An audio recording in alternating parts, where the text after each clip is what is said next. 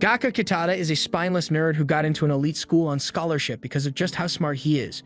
Gaku has always had an interest in math right from his childhood. It's basically all he knows how to do, which is what made him the #1 pick.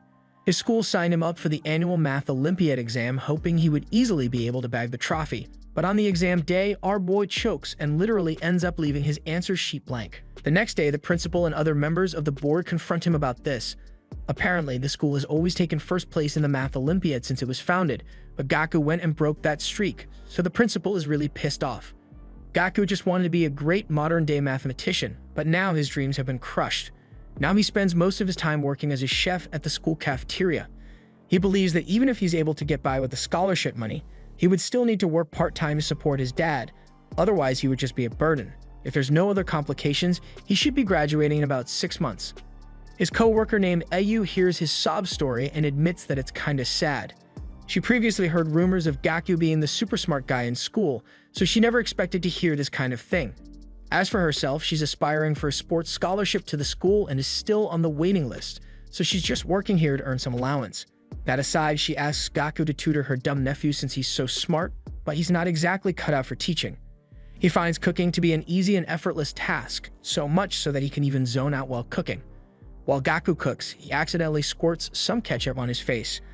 Ayu panics and offers to wipe it off immediately, but Gaku himself isn't bothered in the slightest. He just continues to cook. Then at that moment, a light-haired guy in a hood walks into the cafeteria and spots the delicious meal Gaku just finished preparing.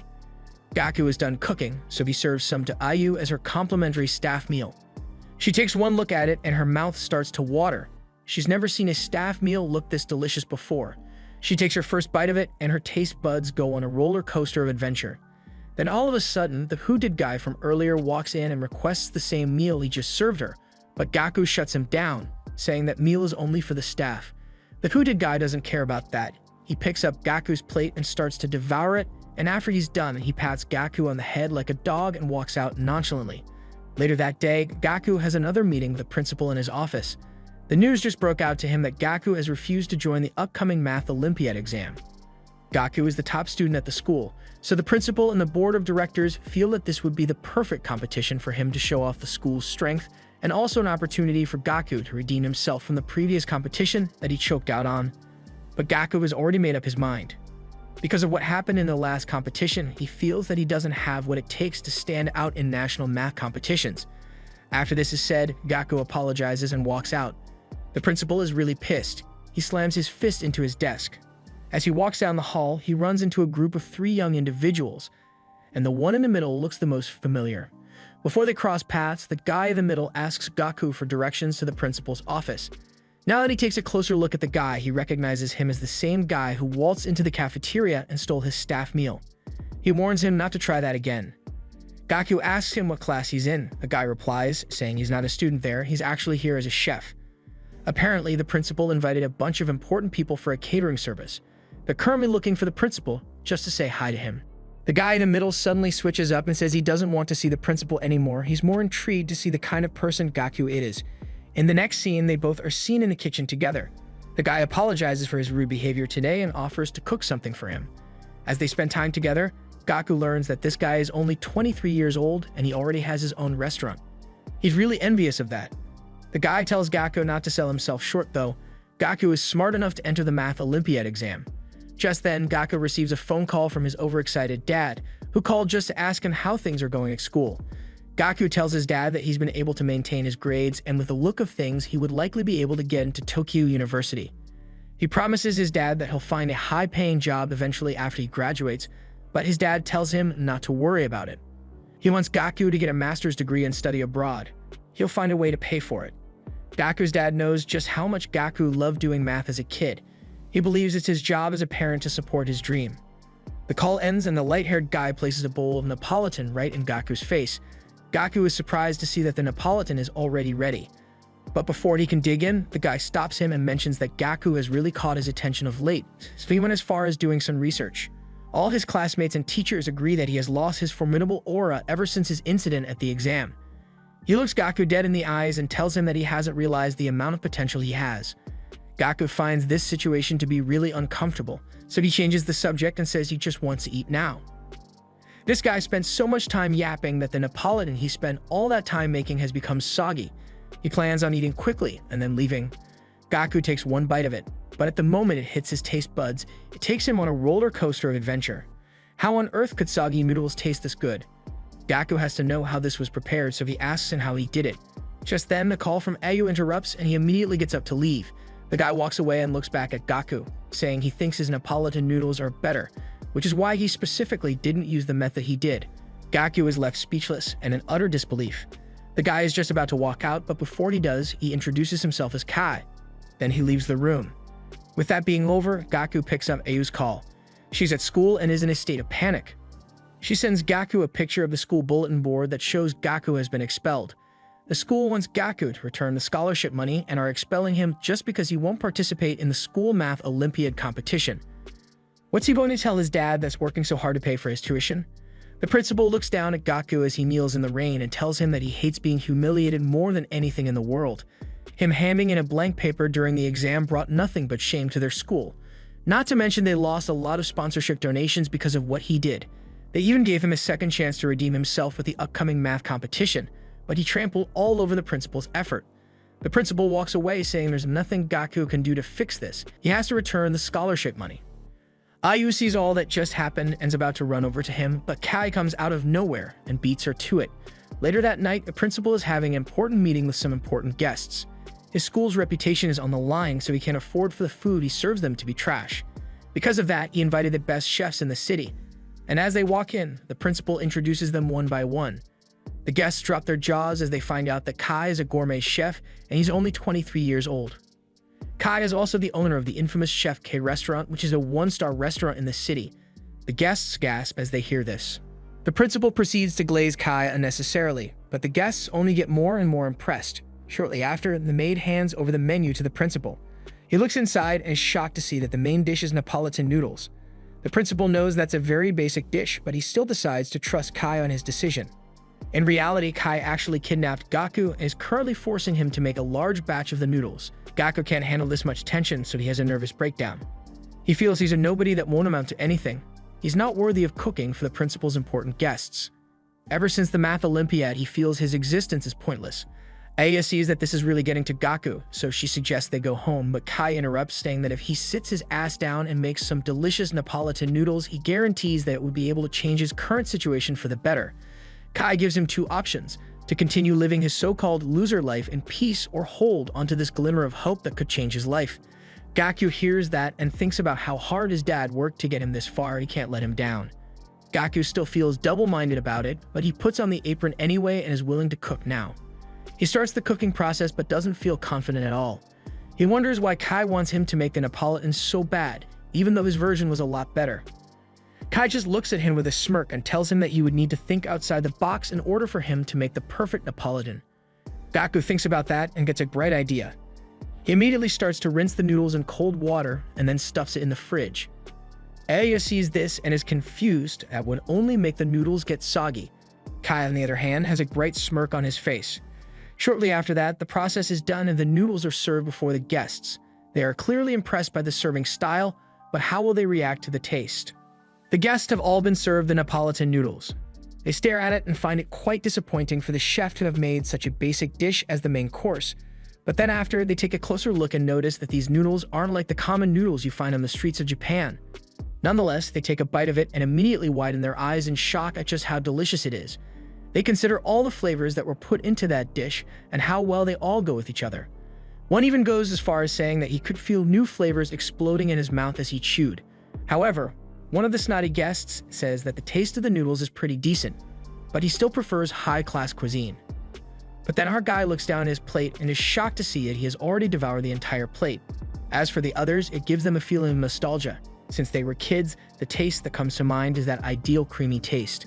Gaku's Neapolitan noodles had that exact taste. The principal just stares at his guests in confusion, wondering why they are so immersed in the noodles. Why would they choose to show humanity at a time like this? But nonetheless, the principal just smirks because he knows he's just using them all. He's going to abandon them very soon. Then after everyone had finished eating, the principal asked everyone whether they enjoyed the meal. They all gave positive responses, saying that they never expected to have been moved by such a basic dish. Kai then leans over and asks the principal whether it would be okay to call in the chef that made the noodles. The principal agrees, saying it would only make sense to thank him for making his dinner with the guests such a success. But just then, the principal chokes as he sees Gaku walking out slowly. Kai then speaks up and says that when he first met Gaku, he had already pushed the quality of the Neapolitan noodles to the limit. Gaku got the order of ingredients perfectly. First of all, he adds the onions, and after what's known as the Maillard reaction takes place, you add the bratwurst and bell peppers. Finally, he adds the pasta and stir-fries with some ketchup. What Kai found most interesting is that Gaku sets the pasta to one side and then pours the ketchup onto the other side directly in the pan. Using this method helps raise the temperature of the ketchup faster, which helps get the perfect tomato aroma. The principal's guests hear it and are in total disbelief. They never expected that something so trivial would make such a difference. One more thing Kai found intriguing is the fact that whenever Gaku prepares Western cuisine, he always adjusts the temperature of the fork to exactly 45 degrees Celsius. This is what amazed Kai from the first time he met him. The guests think about it and admit that when they picked up the fork, it was very warm and comfortable. They believe that if they had a cold fork in hand, they would have felt less comfortable. All in all, they never expected the fork's temperature to be so pivotal. Kai mentions that he heats up the forks and plates in his restaurant as well, but Gaku just does it more efficiently. Kai has been glazing Gaku since he came out, and Gaku is honestly starting to feel a little uncomfortable. But Kai tells Gaku that not everyone would have been able to do this, so it must mean that he's special. Another thing was the texture of the noodles. It felt so soft and refined. To achieve this, Gaku explains that he rinsed the pasta in cold water after boiling, then he marinated them in red wine and vinegar and placed it in the fridge. The guests are even more impressed at Gaku's genius, but Gaku doesn't want to take all the credit for it. So he admits that he only figured out that method when Kai prepared Neapolitan for him. Kai equally admits that he intentionally made Gaku wait for a while before eating so that the noodles would get soggy. After hearing all this, they all stare at Gaku in heavy disbelief. The principal sweats profusely. He can't believe his eyes. Gaku prepares his dishes with meticulous calculations and theory, which is what separates him from the other chefs out there. Gaku is now considered a symbol of education at the Wells Academy. Kai then says this is the exact reason why the principal wants to introduce him to them. His guests hear this and immediately get excited. They start to praise the principal and even say they're going to increase the subsidy and school's funding just for Gaku's sake. The principal is still sweating profusely. He feels really embarrassed by this because it would mean he would be indebted to Gaku. Kai then leans over to the principal and informs him that his VIP guests are willing to support his academy as long as Gaku is in it. So if he refuses to praise him under these circumstances, things may take a wild turn. The principal has no choice but to submit. He bows and thanks Gaku for this opportunity, and just looking at the expression he has on his face, you can tell our guy hates every second of it. After this is done, Kai and his team walk away. Kai looks back at Gaku and assures him that his mathematical way of thinking is definitely meant for cooking, and if they are able to work together, they would be able to do things in the kitchen that have never been done before. In the next scene, Gaku snaps awake from this nightmare in a cold sweat, and immediately heads downstairs and sits with his dad. His dad is a little too excited that Gaku managed to get into the renowned Tokyo University. Gaku urges his dad not to act all excited and surprised because he knew for a fact that he did well on the mock exam. Then after, Gaku's attention drifts to a lady on the television known as Musashi. Apparently, she's a regular customer at the Math Olympiad. She brags and claims that she's going to get a perfect score on the entrance exam. Gaku's dad can admit that she's a baddie, but he doesn't like the fact that she's out there running her mouth. Gaku recalls the instance where he met Musashi in person. She asked him a simple math question, to which Gaku gave a simple answer back. But what she did was what Gaku found so interesting. She literally came up with her own theory to solve the question. From that point onwards, Gaku knew that she was an outstanding person. Gaku's dad sees that his son has started to get mixed feelings about the whole thing, so he rushes into the kitchen and dishes some food out to him. After Gaku has finished eating his breakfast, he thinks about how sweet life with his dad has been. He needs to figure out what he wants to do if he's ever going to be someone important in the future. He drops his plate and immediately tells his dad that he's going to head into Tokyo for a while. That statement takes his dad by surprise, and Gaku can see that, so he reassures him that he's going to be back soon. His dad isn't all that sure about what he has in mind, but he still tallies him to go because he knows this is something he needs to figure out. That said, Gaku spends the entire day traveling alone to the heart of Tokyo, in search of what will fulfill his heart's desire. He arrives at Kei's restaurant and is greeted by Rana, the sous chef. She instantly recognizes Gaku to be the one who made the famous Neapolitan noodles. She walks over to the wine cellar and offers him a glass. As Gaku holds the glass, she informs him that the temperature of all the glasses, plates, and doorknobs have been carefully adjusted for comfort and coolness of touch. The main reason Ranna is being so friendly to Gaku is because Kai had already spoken really highly of him in the past. That's where she learned the importance of controlling the temperature. Ranna has never seen Kai compliment someone like that, so he automatically earned her respect that way.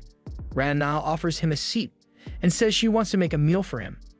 Gaku thinks about it for a second and refuses. He knows the average spending cost in this restaurant is like 8,000 yen, and he ain't trying to go broke. But Ranna informs him that Kai specially asked her to cook a dish for him when he came and asked him what the principle of the dish was. Kai's orders were if Gaku can convince her with his theory, he should stay here and wait for him to come back. Otherwise, he should take his transportation fee and leave immediately. Ranna walks over to him and drops a plate that has really beautiful decoration. He's so shocked by the presentation that all he can do is stare. But before he can dig in, Ranna decides to be brutally honest and tells Gaku that it's going to be impossible for him to become a chef in this kind of restaurant. The culinary world is a really scary place, and she doesn't think that someone like him who isn't ambitious would be cut out for it. Then all of a sudden, Gaku interrupts her and politely asks her to stop yapping so he can actually taste the food now. He takes one bite of it and is taken on a flavor roller coaster. A few seconds later, he's easily able to deduce that the dish is mostly made of crab. He finds it really interesting that she combined pork and crab for this dish.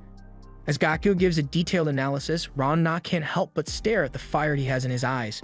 Then Gaku does something that makes Ranna gasp in shock. He asks for a pen and paper and begins to write math functions for the cooking process of this dish, and after a little while he drafts the perfect formula for the dish. Ranna can't help but admit that all the deductions Gaku has made so far have all been correct. However, she decides to give him a final test and asks him what he thinks about the crab. And to her surprise, Gaku is easily able to predict that it was crab roe that was used. A light smile forms on her face. She has found the one. Just then, Kai walks out from the back room and commends Gaku because he was correct about every single part of the meal. He walks up to Gaku and gives him a pat on the back for becoming a rookie chef. Ranna and her colleague just stare at each other in shock because they've never seen Kai in such a good mood with one of his chefs before. Gaku tells Kai that ever since the last time they saw each other, he couldn't stop thinking about the deal that he offered. The last time he was able to enjoy simple mathematics was when he was a kid, but now they can put his math to good use with cooking. It's really exhilarating for him. He also acknowledges that he never would have unlocked this side he never knew of without Ranna's cooking, so he thanks her for that. Ranna looks at him and is surprised he actually took time to appreciate his chef. Gaku isn't really sure whether he wants to be a chef or not. What he wants to know is the reason for this impulsive passion for cooking. Just then, one of the congressmen from the meeting earlier, named Weiichi, walks in reminding Gaku that he was one of the people that tried his amazing Neapolitan noodles and he's been his #1 fan since that day. Apparently, Weiichi became a sponsor of the restaurant because of Gaku, and today is his family member's birthday, so he promised to have Gaku cook specially for him. Kai looks to Gaku with a serious glare and tells him not to mess this up or else.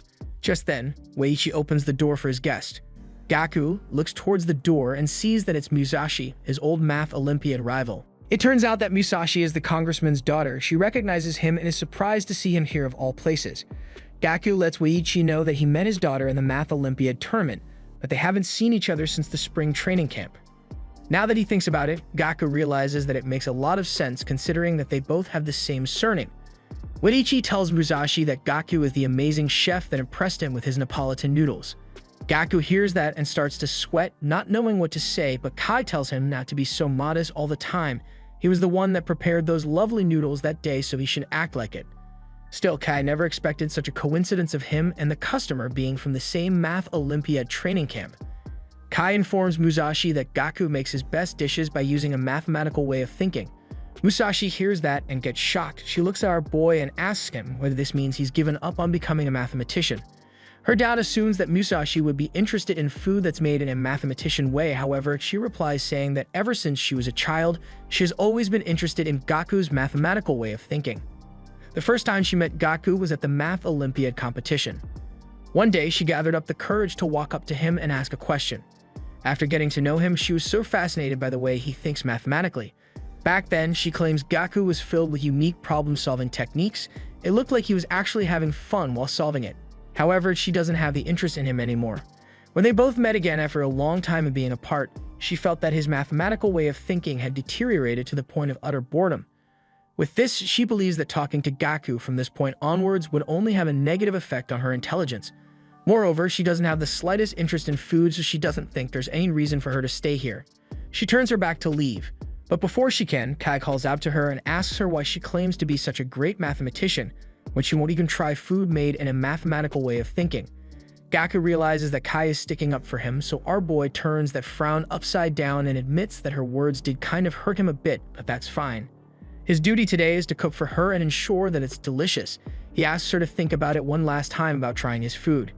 She thinks about it for a second and finally agrees. Then she's seated with her dad and told that the food will be served to her in about 1 hour. Meanwhile, in the kitchen, Gaku is in a bit of a struggle choosing the ingredients to use for the meal. Although he's told he can use whatever he wants, the ingredients here are far too extravagant and he's not used to them. At the same time, Rana is at the front of the kitchen and is currently pissed off at Hoti, the sous chef, for always coming late to work. But Hoti defends himself, saying that he went to get the wine for the dish they're about to prepare. The fact that Gaku was totally ignored makes him realize that Rana was right about the kitchen being a battlefield. The vibe in there is so tense that he can't even ask why questions. But just then, something surprising happens. Kai offers to be Gaku's assistant.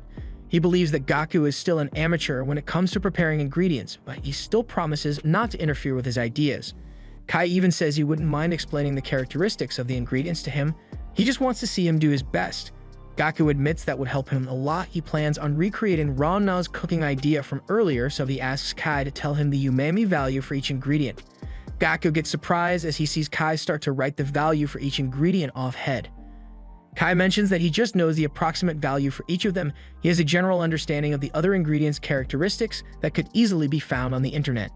After he's done writing, he steps aside to show Gaku the board and says that the dish Rana made consisted of 2 umami flavors, inosinic acid and glutamic acid. He further tells Gaku that if you combine these 2 ingredients, he's confident that he would be able to make a dish that surpasses Rana's. Rana hears that and has a rather confused look because Kai has left out a very important part. Kai looks back at her and urges her not to say a word. It's a simple test he's conducting on Gaku. But just like that, Gaku figures it out instantly and says that there's definitely more than 2 umami components. The staff hear that and are shocked as to how he came to realize that. To achieve the kind of synergy Rana's dish had, there would need to be a 3rd umami component. That's his hypothesis. Meanwhile, Musashi peeks through the door to see how Gaku is faring in the kitchen. Kai congratulates Gaku because he just figured it out. Kai intentionally didn't mention the 3rd component because he wanted him to be able to think and come up with it on his own. If he didn't come to this conclusion, that would mean he was just copying Rana's recipe, and in that case, he would have just told Gaku to get the hell out of there. After that said, Rana pours some oyster stock in a serving plate for Gaku to taste. He gives it a sip and almost chokes when he realizes that the formula he gave for the recipe just now doesn't add up. Rana tells him that this was a double trap set by Kai. The oyster broth was just added to mimic the synergy effect. It was just a pointless addition to throw Gaku off. Kai then speaks up and tells Gaku that for a mathematical brain, his idea is good, but his equation in the real world just doesn't add up. Gaku sees that time is running out, so he starts to panic. He even starts to get flashbacks of that time when he choked during his math exam. Musashi watches from a distance, and although she doesn't know much about cooking, she can see that Gaku is struggling, so she just walks out saying she's done here. Meanwhile, Gaku is focused on a high-class ingredient known as tilafish. Gaku believes tilafish would be the missing variable in his equation, and right as he says that, Kai smiles and says he just figured it out. Gaku writes down the recipe for tilafish, scallops, and prosciutto. That's the only shot they have right now. One of the staff comes to announce that it's almost time to serve the side dish, so they all work as fast as they can to prepare the tilafish. And after it's done, the waitress takes it to the guests to eat. Musashi and her dad take their first bite of the dish and instantly remain speechless at the taste of just how delicious it is. Her dad starts to get really excited because he sees that the perfect seasoning brings out the characteristics of the tilafish. He never even thought it would go so well with prosciutto. Adding rice at the bottom was the icing on the cake. It ties the 2 flavors present in the dish perfectly. This feeling is the same one he felt when he tasted the Neapolitan noodles, the same warm, familiar feeling. Musashi is still breathtaking. She asks Gaku what the name of this dish is. He replies saying this dish is known as okazuke. This was a dish that Gaku's dad often made for him when he was a child. However, it's mostly made on special occasions. Gaku realized that when cooking for customers, he couldn't rely solely on numerical umami values. He needed to trust his own judgment to achieve the best possible flavor. Musashi hears this and actually agrees with Gaku, saying that sticking to laws and values while cooking would only make your process rigid. There needs to be some room for flexibility. Kai then speaks up and says that cooking has nothing to do with the chef's subjective opinion, but rather the customer's subjective opinion. At the end of the night, they all escort the guests to their car, but before they leave, Gaku is informed that Musashi left her notebook inside the restaurant, so he hands it over to her. She instantly widens her eyes in surprise and snatches it out from his hands. After that, she just thanks him for the meal and walks away, all while having a cold expression on her face. As the congressman drives away with Musashi, he tells her that she shouldn't have given that kind of cold reaction to Gaku after he returned her notebook. That was a really kind gesture after all. But little does he know that she's actually been idolizing Gaku this entire time and has a photo of her and him together. Back at the restaurant, Gaku looks to Kai and kindly asks him to let him come and work here after he graduates. The time he enjoyed solving math problems felt like an abandoned childhood memory. He's finally starting to get that feeling back. However, Kai recalls that it was once Gaku's dream to become a mathematician, so he asks him what he plans on doing about that. Gaku says he'll find a way to convince his dad. Moreover, he can attend Tokyo University whenever he wants, but this is the only place he can find that kind of impulse. He wants to open the doors of truth in the cooking world. That said, Kai shakes his hand and agrees to his proposal. After graduation, the students are gathered for a general assembly. Gaku is now the talk in the school. He managed to get into Tokyo University, which is a university with the lowest acceptance rate in the country, but even after doing so, he dropped out right away. At the end of the event, Muomi heard about him dropping out and asks him whether this is something he really wants to do. Muomi secured her admission through the sports program to a university across the country. If he ever encounters any difficulties, she tells him not to hesitate to call her. Gaku's dad knows that his son diving headfirst down a path he's never been down will be difficult, and all in all, he wants Gaku to pursue his dreams. So before he bids him farewell, he tells him to do his possible best out there and not to forget that he doesn't need to go through hardships alone. He has a home he can come back to whenever he wants. With that said, they both say their goodbyes and Gaku hits the road. As Gaku sits in the car, he can't help but feel guilty that his dad wanted him to study and graduate at Tokyo University, but instead he only managed to get the admission. Gaku can't tell what the future holds, but he sure hopes that it will be worth it. In the next episode, Gaku is busy scribbling in his notebook when Kai walks up to him all of a sudden. This startles Gaku. He begins to greet Kai and explains that he even got here 2 hours ago because he's really excited for the plans they have today. Kai realizes that he arrived a bit late, so he apologizes for keeping him waiting.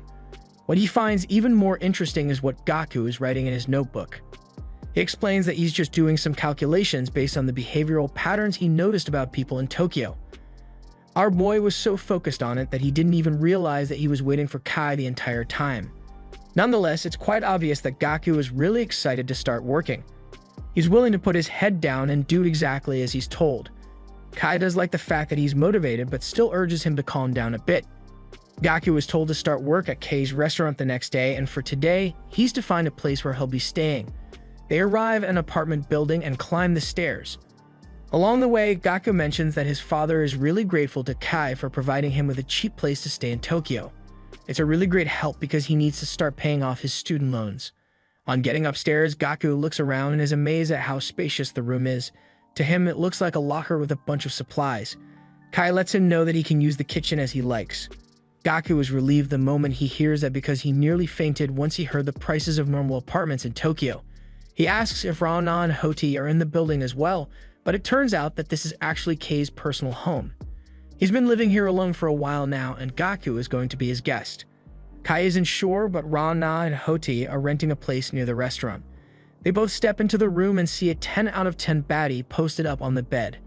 She immediately clings to Kai and complains about how he coasted her after they did the deed last night. Kai honestly forgot they even used this room last night.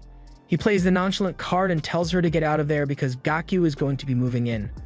The girl continues to rant endlessly, so Kai just throws her stuff downstairs, after which he looks her in the eyes and tells her to get lost.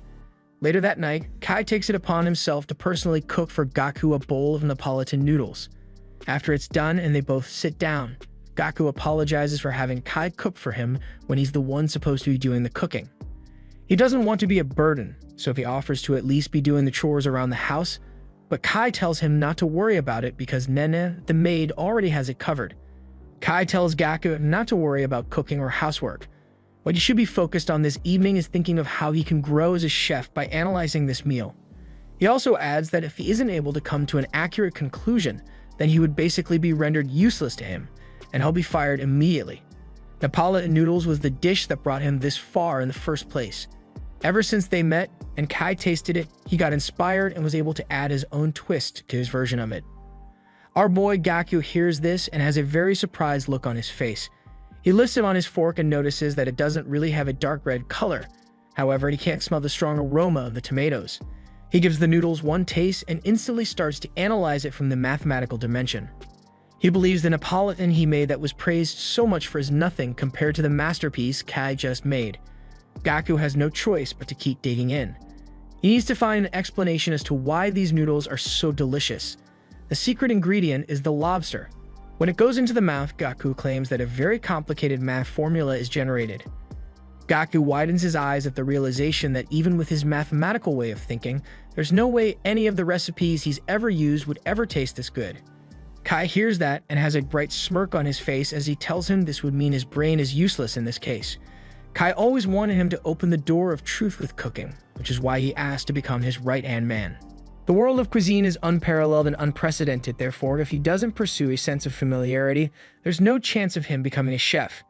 His first task is to make meals for all the staff and make sure they're satisfied. Kai can't just let him start serving customers all willy-nilly. He'll need to learn the basics first. This task is going to be a bit tricky because the employees over there are naturally picky eaters, so it's going to be really hard to satisfy them. His mission is to get passing grade from everyone in the space of a week. Most of the people Kai has ever given this task usually end up failing him. With that, if Gaku is unable to meet the terms, Kai would fire him on the spot. However, before leaving, Kai gives him some advice, saying that him pursuing a sense of familiarity in cooking isn't going to get him far. Even though Gaku naturally has the talent for cooking, it's clear that Kai just wants to devour it. That in mind, Gaku cheers up and gives a bright smile, saying he's really excited to carry out this task. That afternoon, Nanan gives Gaku his chef uniform, but he's kinda disappointed because he's been given a tacky white one, while most of the cool chefs he sees on TV are dressed in the black ones. Nanan informs Gaku that he's still a trainee here and all trainees must wear the white chef uniform. Just then, Ran-na walks in with her chest open. She was planning to use that room to change and didn't expect anyone else to be there. Gaku nervously turns his back while Ran-na dresses up fully. That aside, he walks to the kitchen, and on his way there, he confidently affirms to himself that he's going to make a delicious meal from the start and get everyone's approval. Shortly after, he arrives at the kitchen.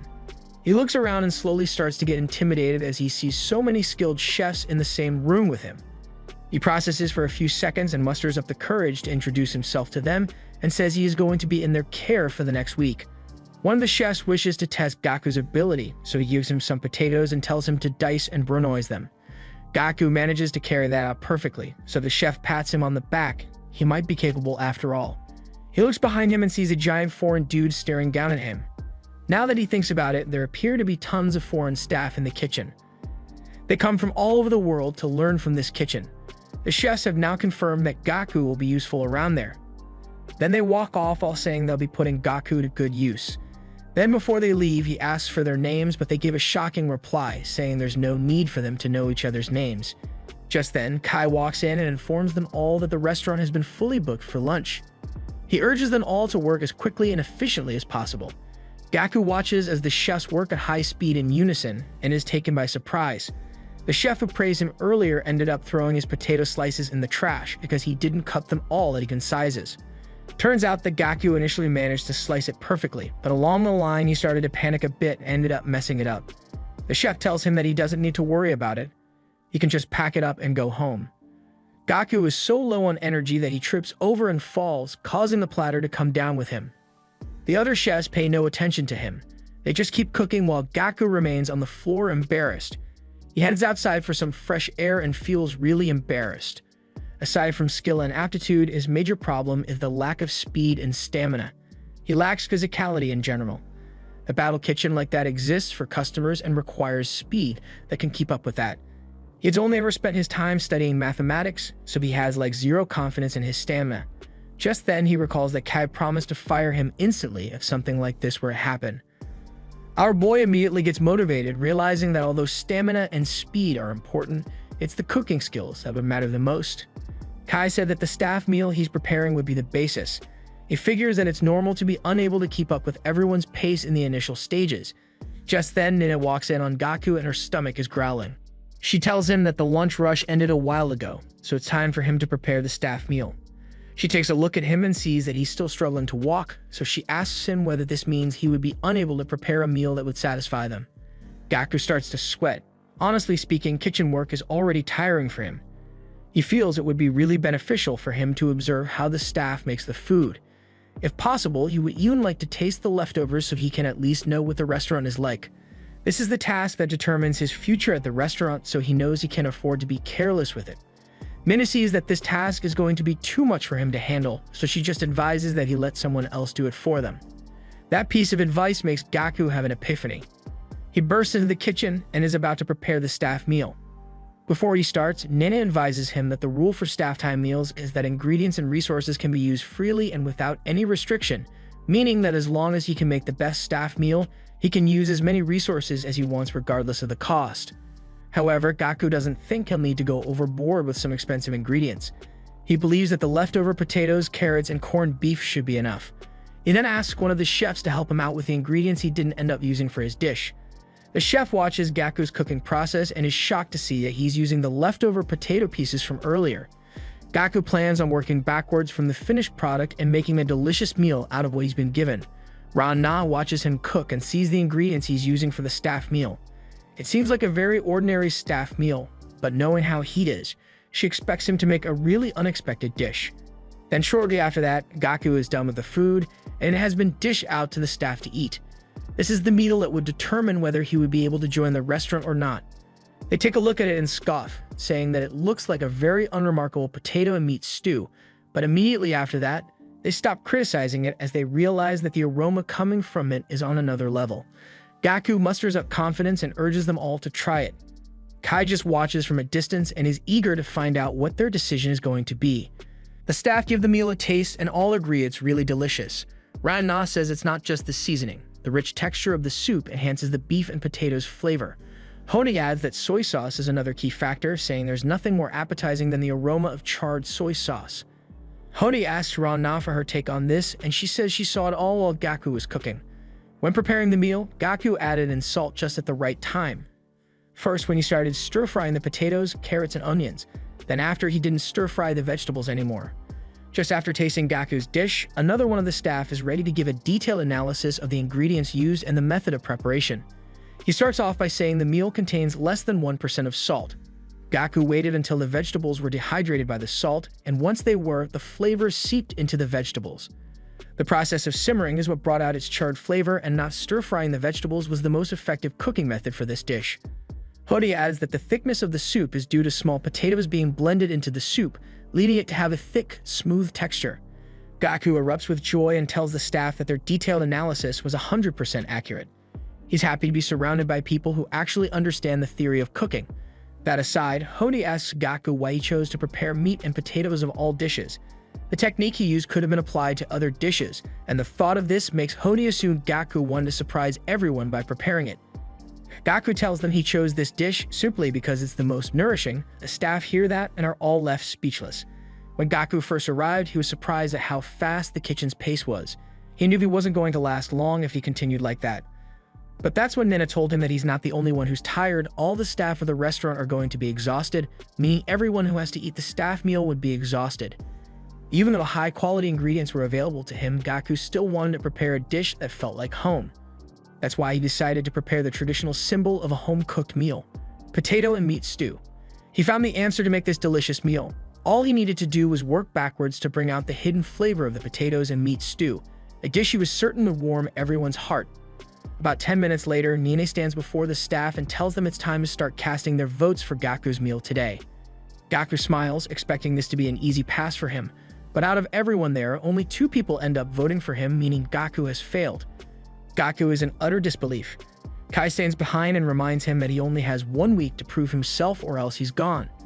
Hodi walks over to Gaku and tells him there was no need to prepare a nourishing meal because none of them asked for it. Hodi considers the world of cuisine to be nothing but a brutal war zone. As chefs, they don't need the nourishment of home-cooked meals, they thirst for inspiration and hints in the staff meal. Hody feels Gaku's style of cooking will never be useful on the front lines of the cuisine world, so he says Gaku will never be cut out for being a chef. Before he leaves, Gaku calls out to him and admits that his dish doesn't have what he's looking for, but everyone said it was delicious. He believes it should be fine as long as the food is delicious.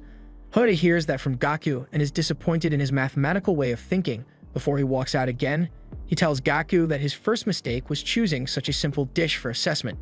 5 days after that, Gaku was in a state of confusion. He didn't know what else he was supposed to do at that point. He used high-class ingredients just like they asked, but every single time they told him it wasn't good enough and just dumped it in the trash. Aside from that, there's a lot of work he wasn't used to doing, so he just kept screwing up and getting yelled at by Hody. Gaku only has 2 days left. His time is running out. Just then he receives a message from his dad. He scrolls up and realizes he's been so busy with the restaurant that he couldn't even reply to his dad each time he texted. Gaku reads the heartwarming messages and starts to feel a little uneasy. What if he just ends up disappointing him after all this? Gaku then hears a familiar voice call out to him. He looks up and sees it's his old pal Womi. Looks like she had a little accident and now has to use crutches for the meantime. She actually came all the way here looking for Gaku since she heard his restaurant was around here, but she didn't expect to actually find him. She accuses him of slacking off, but Gaku tells her that the restaurant is closed right now. It only opens on Wednesday nights. They both sit down on the bench where she tells Gaku how her life's been going ever since graduation. She's been training since March, but all of her competitors are levels ahead of her. Right from day one, she felt hopeless due to the difference in their abilities. But swimming is the only thing she's good at, so she kept on practicing until her body couldn't keep up. She ended up tearing her meniscus badly. She should be back in action after 2 months of healing, but in the meantime, she has to use those crutches to move around. That aside, Womi had a feeling she might run into Gaku, so she packed lunch for him ahead of time. With her injury, she literally had nothing better to do, so she started cooking. Gaku thanks her for the food and gives it a taste. The amazing flavor takes him by surprise, and Womi can tell he recognizes the taste. This dish is a local dish called miso. Her grandma gave her some when she first came to Tokyo, so she figured she would prepare some for Gaku. Gaku feels so reassured by the taste of the food. Womi feels reassured as well because this is a taste she's been used to ever since she was born. But Womi just starts to cry all of a sudden as she gets flashbacks of her past. At first, Gaku is baffled, but later realizes as he gets a flashback of his dad. He grabs Womi and looks her in the eyes. Womi instantly gets shy because she thinks Gaku is going in for a kiss. But instead, he just asks her why she's crying. That's when it hits him. He finally realizes the secret to making a dish that would impress the staff. Womi can see Gaku has just gotten inspiration, so she tells him he can go to the restaurant and carry his idea out. Gaku asks if he can take the lunchbox back to the restaurant and Womi agrees. He then runs off while thanking Womi for all she's done for him. Later that evening, the staff are talking about Gaku and how he only has 2 days to prove himself. Since Kai was the one that recommended him, they honestly were quite excited. But now that they've met Gaku, they just find him kind of disappointing, but Ramna still believes he'll pull through. The others even expect him to be too frustrated to come back to work. But they open the kitchen door and are surprised to see Gaku arrived a lot earlier than they did. Hode walks over to Gaku and sees that he's using math theories and formulas to map out today's dinner rush. As usual, the restaurant is fully booked, so the staff begin to work at maximum pace. Heifer and the others are quick to notice that Gaku isn't as sluggish around the kitchen as he was before. He's a lot faster and more efficient with his tasks. Hode takes a look in Gaku's notebook and sees that his mathematical model is what's helping him move around so freely. At this point, Gaku realizes on the first day he was surprised at everyone's fast pace in the kitchen. As a force of habit, he wanted to find a formula and pattern in the staff's movements, and that was his biggest mistake. He realizes he can't just focus on the staff's movements alone, he has to observe the dish's movement as well, and then recapture it with polar coordinates. If he can master that movement, he's certain he would be ahead of everyone else here. Hode sees how swift his movements are and can't believe his eyes. But all this swift movement is really taking a toll on Gaku's body. He's starting to slow down again. He walks for a while and almost slips, but Hode catches him, admitting that he really exceeded his expectations today. However, his advice to Gaku is to let his body learn how to fight and not just rely on data. Gaku admits what Hode said is true. However, he believes he'll be just fine as long as he has his data. Hode hears that and shudders in shock. Gaku asks Hode to just give him a little more time to train his movements. He thinks improving the kitchen efficiency is something worth looking into. At the end of the evening, dinner hour is over, so all the customers have gone home. So all the staff are eager to find out what Gaku will make for the staff meal. Gaku, understanding the theory, is nice and all, but what determines his future at the restaurant is the staff meal. Hody admits the potatoes and meat stew he prepared on the first day was a really delicious meal, but he still failed because it didn't get everyone's approval. Hody reminds Gaku that today and tomorrow are the last chances he has to prove himself. However, Gaku is so confident in himself that he says he doesn't even need tomorrow. Kai hears that and is curious where Gaku is getting his confidence from. So he asks him what the theme of today's meal is going to be. Gaku boldly replies, saying the theme is going to be homesickness. Everyone shudders in shock at the moment they hear that. Hearing that gets Kai excited, so he says he wants to watch Gaku's process of making the dish. However, he wants to be the only one to observe by Gaku's side. Kai recalls Gaku saying he won't even need tomorrow's chance, so he tells him that if he doesn't pass today, this will be his last day in this kitchen. Outside, the other chefs talk about Gaku, and feel he's come to realize why the first day's potato and meat stew didn't get everyone's approval. The fact he talked about homesickness only proves that. Meanwhile, Gaku has started to prepare his dish while Kai watches. While cooking, Gaku acknowledges that before now he never looked at people closely. There's a lot of foreigners among the staff, so he never considered the trademark food of their hometown. Instead, he previously chose to make generic Japanese meals. Kai hears that and applauds Gaku for finally figuring it out. To become a good chef, he needs to get rid of the Japanese subjective view. In order for Gaku to succeed today, he needs to avoid the soup food of each country, but must also make a dish that the foreign staff can accept and finish. Having this in mind, Kai is curious about what kind of ingredients Gaku will be using for his meal. Gaku shows him the ingredients bowl and Kai screams out in raw excitement. About 30 minutes later, the dishes have been plated and served to the staff. The staff examine the plate carefully and aren't able to identify it immediately. However, the aroma quickly grabs their attention. Hody is the first to dig into his plate, and the others follow shortly after him.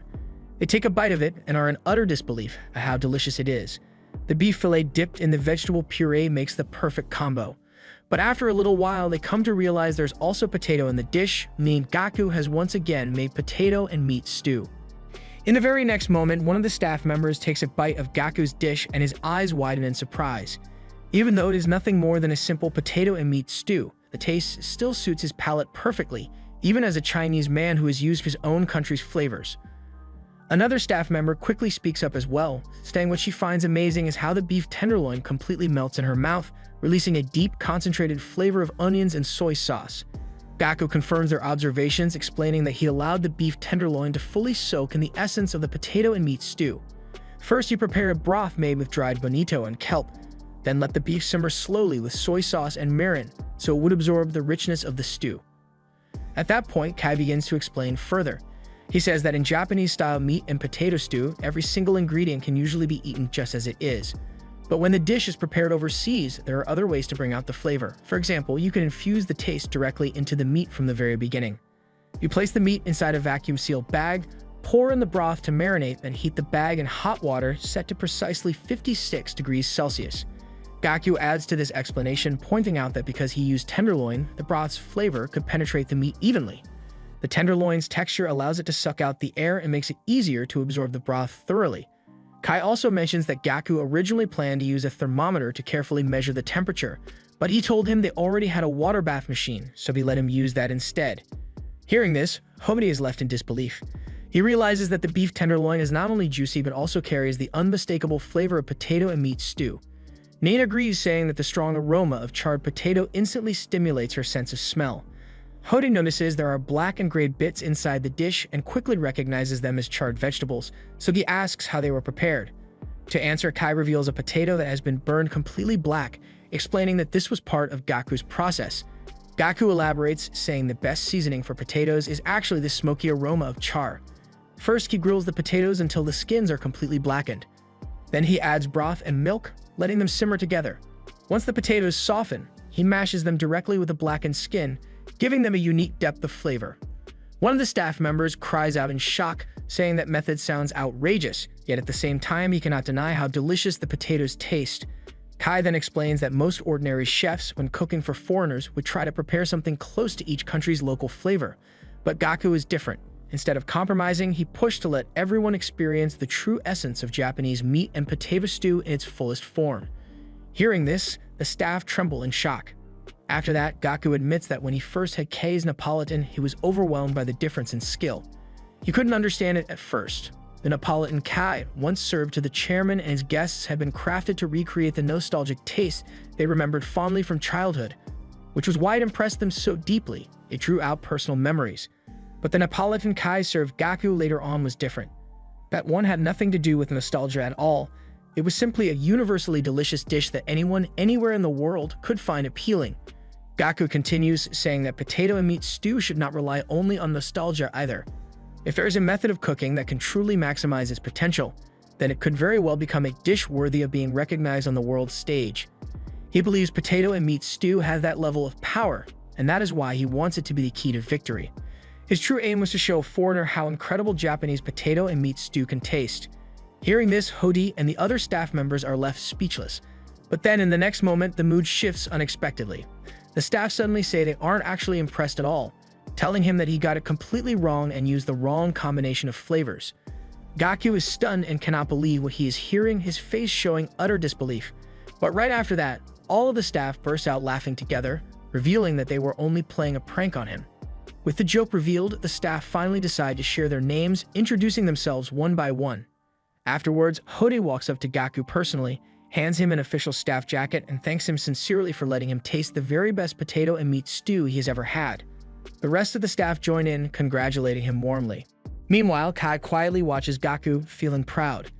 In the beginning, Gaku had relied only on his mathematical way of thinking, but now he has grown and learned how to study people deeply, paying attention to their behavior and feelings. This skill is called anthropology. Kai remembers a chef named Yona who once earned 3 Michelin stars. Like Gaku, Yona also had a background in mathematics, but his notebook didn't just contain recipes. It also held detailed studies about how human taste evolved, along with sketches of natural ingredients. In order to create the ideal dish, he studied every kind of knowledge available. And at the very foundation of everything was the mathematical way of thinking. Kai quietly wonders to himself whether Gaku carries the same kind of potential or if he could ever grow into someone of similar greatness. The next day, Gaku decides to visit Womi's house. He brings her a homemade meal as a thank you gift for the advice she had given him earlier. He honestly believes that it was only thanks to her advice that he managed to get hired at the restaurant. Womi is delighted when she hears this, and with a cheerful smile, she suggests that they go out and eat the meal together in the park. Meanwhile, in a small local bar, an odd scene is playing out. Several customers are becoming increasingly uncomfortable because of a strange man wearing glasses. He's been throwing darts at the dartboard for hours, repeating the same stance and hitting his target with uncanny precision every single time. After every few throws, he calmly walks back to his table, opens up a notebook, and records a series of numbers. The customers whisper among themselves, wondering who this strange man might be and what his story is. At the same time, Momi has just finished her daily swimming practice. As she's packing up, her phone rings. It's Gaku calling. He immediately apologizes for not contacting her more often, explaining that he's been incredibly busy working at the restaurant since he got hired. Curious, Momi asks if he's still making staff meals. Gaku happily tells her the story of how he recently made an omelet topped with a beautiful fluffy egg layer. Just as he'd expected, the staff enjoyed it even more than the potato and meat stew he prepared earlier. Even Hodi, who is hard to impress, praised him, saying that Gaku is improving day by day. Hearing this fills Gaku with joy because he can finally feel his hard work beginning to pay off. Later that night, Inu pulls Gaku aside for a private man-to-man talk. With a serious face, he confesses that he has started to develop feelings for Ranna. He asks Gaku to use his mathematical way of thinking to help him figure out how he can increase his chances of dating an older woman like her. Gaku thinks for a moment and then explains the concept of the optimal stopping theory. According to his reasoning, Inui's chances of dating her will actually improve if he refrains from dating her for the time being. Hearing this, Inui doesn't even focus on the details, he's just thrilled that there's still hope. Overjoyed, he hugs Gaku tightly and celebrates loudly. The noise is so intense that Wang ends up hearing them and shouts at both of them to knock it off. At this point, Gaku starts to realize something important. After that first week of crushing despair when he initially arrived, he has slowly begun to improve and grow. Yet even so, he feels he should continue letting Kai push him harder. The problem is, Kai still refuses to allow him to cook for actual customers.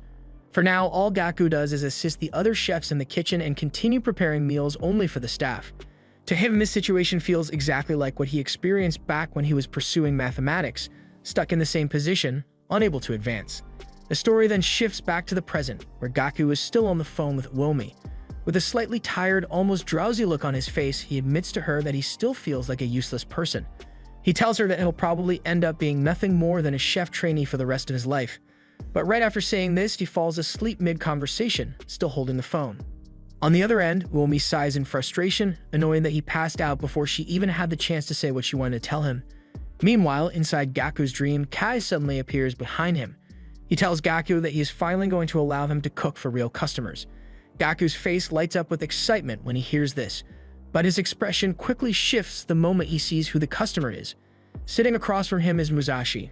She immediately begins lecturing him, saying that serving the right dish to the right customer is absolutely critical. Serving the wrong dish, she warns, could even end up ruining that person's life. She continues her lesson, explaining that to truly test the value of his cooking in the professional world, Gaku should imagine serving the one person he least wants to face. As if to prove her point, the door opens and Hirose, one of Gaku's old rivals from his mathematics days, steps inside. Musashi stares at Gaku with a cold, dead look in her eyes, demanding that he serve Hirose. The sight of Hirose makes Gaku's mind drift back to his childhood, when they were both at Math Olympiad camp. He remembers how Hirose would always talk down to him, insisting over and over again that Gaku would never become a mathematician. Those memories sting deeply, and now in this dreamlike encounter, they all come rushing back. Hirose begins to slowly walk toward Gaku in the dream, his steps deliberate and heavy. But just before he can get too close, Kai appears, trying to wake Gaku up from his nightmare. Even so, Gaku doesn't wake, his body still twisting in discomfort. Ratanon notices this and suggests they bring him some water to help, but Kai calmly tells her it's fine and that she can go now, leaving things to him. Later that night, Gaku finally wakes up. The first thing he sees is Kai still there in the restaurant, sitting nearby. Feeling embarrassed, Gaku scratches his head awkwardly, realizing he must have been moaning while asleep. He mutters that he was just having a strange dream. Trying to shake off the awkwardness, Gaku notices that Kai is busy cooking something. Curious, he asks if Kai is cooking for him, and Kai confirms that he is. A few minutes later, Kai sets down a steaming plate of eggs over rice in front of him. The moment Gaku sees it, he immediately recognizes that it's based on the staff meal he himself had prepared earlier that day. He takes a bite, and instantly his eyes widen in shock at how delicious it is. The difference is overwhelming. Kai explains that there are two main ways he elevated the dish compared to the one Gaku had made. The first is the aroma. While preparing the meal, Kai added finely shaved white truffles, which release an intoxicating scent that completely transforms the experience. The second is the texture. Kai explains that the perfect mouthfeel is achieved when the rice and eggs blend seamlessly together into one smooth bite. Gaku eats several more mouthfuls and realizes without a doubt that this meal is on a completely different level from his own attempt. White truffles, Kai points out, are one of the key ingredients here. He has noticed that Gaku rarely uses them or any other high-quality ingredients for that matter. So he asks if that choice comes from Gaku's personality, or his way of thinking. Kai then tells him something important. If he truly wants to consistently make food that is delicious, he needs to be ready to use any ingredient available to him, no matter how rare, expensive, or unfamiliar. Nothing should be off-limits. Then with a sudden mischievous spark, Kai leans closer and asks Gaku, half joking but half serious, who exactly he keeps dreaming about that makes him moan in his sleep. Gaku quickly denies any strange meaning behind it, insisting that it's not what Kai is thinking. He explains that his dream was about someone else, his rival, a man named Hirose. Back when Gaku was a child, his greatest wish was to become a mathematician and challenge the world of truth through numbers. But the person who shattered that dream was none other than Hirose. Gaku remembers the Math Olympiad he failed to advance in. At that very same competition, Hirose not only came in first place, but later went on to win the gold medal as Japan's official representative. Kai listens, but he doesn't quite understand the full weight of what Gaku is saying, so he cuts him off and tells him to just get straight to the point already. Taking a deep breath, Gaku explains further. Back in those days, Hirose and Musashi would often study mathematics together, talking late into the night and discussing theories endlessly. But starting from junior high, Hirose began to stand out more and more. He grew so far ahead that even holding a conversation with him became uncomfortable. It felt less like talking to a friend and more like facing a perfect reflection of the self Gaku wished he could be. Compared to Hirose, Gaku says with bitterness he felt like nothing more than a fragile collection of weaknesses, standing in the shadow of someone who embodied everything he lacked. After finishing his story, Gaku looks at Kai and suddenly asks if he has any friends like that, friends who are rivals yet still close in some way. Gaku admits he wouldn't really know, since Kai almost never talks about himself or his own past. The question makes Kai pause and reflect. For the first time, his mind drifts back to his youth. After a moment, he tells Gaku that he once thought he had those kinds of friends too, but he explains bluntly that he defeated them a long time ago, and that is precisely why he stands where he is today. Kai then walks directly up to Gaku and lays things out plainly. The reason he has never let Gaku serve food to customers, he says, is because mathematics is Gaku's only real weapon, and yet he still hasn't truly mastered it. If Gaku cannot overcome that weakness, Kai says firmly he will never allow him to stand in front of customers. He explains that he knows Gaku's type well, someone who only truly shines when standing on the stage directly facing others. For that reason, Kai believes the best training method for him is to cook for someone he is genuinely afraid of. However, he adds coldly he cannot simply invite people over just to benefit Gaku alone. In response, Gaku finally reveals the truth. The person he fears most is none other than Eiichitaro Hirose. At the sound of that name, Kai visibly shudders, his expression shifting in shock. Almost immediately, he presses Gaku for more details and asks if this Hirose has won any awards recently. Gaku thinks about it and suddenly remembers, yes, Hirose has just received the prestigious Masami Kusanos Award. Upon hearing that, Kai quickly pulls out a newspaper and shoves it into Gaku's hands. He points to the headline and explains that their restaurant has actually been requested to provide catering for the very same award ceremony. Kai's eyes glimmer with intensity as he leans in close to Gaku, a wild look spreading across his face. He tells him that this means both he and his rival Hirose will be at the same venue. With complete certainty, Kai declares that this cannot be coincidence. It has to be fate. He tells Gaku that on that day, he is going to be the one serving the food. Meanwhile, far away, Musashi receives a phone call. On the other end is Hirose himself asking her about Gaku and what he has been doing lately. With a casual tone, Hirose suggests that both she and Gaku should come to Princeton, just like he did. But Musashi immediately shuts him down, explaining that her father would never allow it and that Gaku could never afford to study abroad in the first place. Still, something catches her attention, the background noise. It sounds loud, almost like a crowd. So she asks Hirose where he is and what's going on. He laughs and tells her it's nothing unusual. There are a lot of Japanese students at Princeton, and right now they're all just hanging out together at a bar. Then he casually mentions that he'll be returning to Japan soon. When he does, he suggests they should go and see Gaku together. But Musashi responds differently. She tells him that while Gaku might actually want to see him again, she herself isn't so sure. Hirose, however, simply replies with confidence. He insists that the meeting between him, Musashi, and Gaku is inevitable.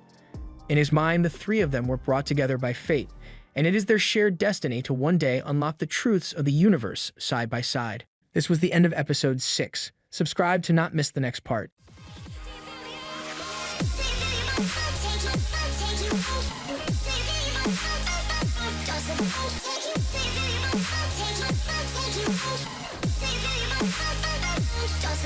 Take you